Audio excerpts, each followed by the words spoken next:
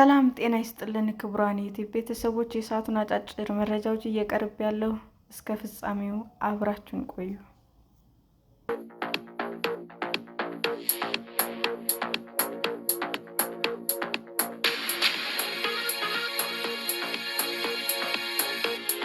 ኢትዮጵያ ለዓለም ንግድ ድርጅት አባልነት የመጨረሻዋ መስመር ላይ መድረሷ ተገለጸ።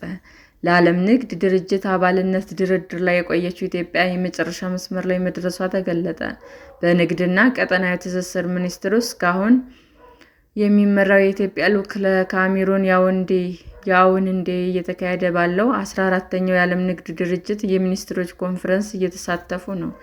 የልዑክ ቡድኑ አባል ከሆኑ መካከል የብሔራዊ ባንክ ገዢ ኢዮብ ተካልኝ የዓለም ንግድ ድርጅት ጠቅሰው በጻፉት ጽሑፍም ኢትዮጵያ የዓለም ንግድ ድርጅት አባልነት ለመቀላቀል የመጨረሻ መስመር ላይ ነች ብለዋል። መጋቢት 17 ቀን 2018 ዓ.ም ጀምሮ ለ4 ተከታታይ ቀናት በሚቆየው ኮንፈረንስ ኢትዮጵያ ተደራዳሪ ቡድን ከድርጅቱ ዋና ሥራ አስፈጻሚ ጋር ተገናኝቶ መምከሩን ከቦታው የወጣው መረጃ ያመለክታል።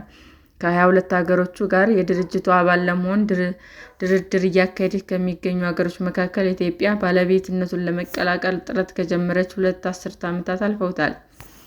የድርጅቱ ዋና ዳይሬክተር ኒኮዚ አኩንጆ አባልነቱን ለመቀበል ጥረት ከሚያደርጉት ሀገሮች መካከል ኢትዮጵያ፣ ኡዝቤኪስታን ከፍተኛ የሆነ ተግባር የሰሩ መሆናቸውን ገልጸዋል።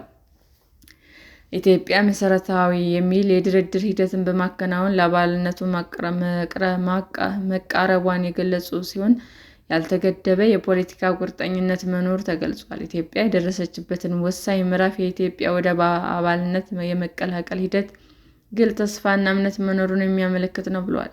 ኢትዮጵያ አጠቃላይ ለአባልነቱ መሳካት ባለፈው 1 ዓመት ብቻ ያደረገችው ጥረት ከዚያም ቀደም ለ2 አስርት ዓመታት ካደረገችው ጥረት ሁሉ የላቀ ነው ብለዋል። የኢትዮጵያ ተደራዳሪ ቡድን ባወጣው መግለጫ በተያዘው ሚያዝያ እ.ኤ.አ. 2026 ላይ አባልነቱን ለመቀላቀል ይዞ እየተንቀሳቀሰ መሆኑን የገለጸ ሲሆን ይህም አባልነት ለኢትዮጵያ የመልማት አጀንዳ ምሰሶ ነው ብሏል። ከዓለም ኢኮኖሚ ጋር በቀላሉ ተዋህዶ ለመስራት የኢንቨስትመንት መተማመን ለመፍጠር ቁልፍ ሚና እንዳለውም ተገልጿል። ድርጅቱን ለመቀላቀል ለ6 ጊዜ ያህል በተካሄዱ ስብሰባዎች የሞከረው የኢትዮጵያ ተደራዳሪ ቡድን 7ኛው ስብሰባ በመጪው ሚያዝያ 2026 የሚካሄድ ሲሆን የኢትዮጵያ አባልነት ውጤት የሚታወቅበት እንደሚሆንም ተገልጿል።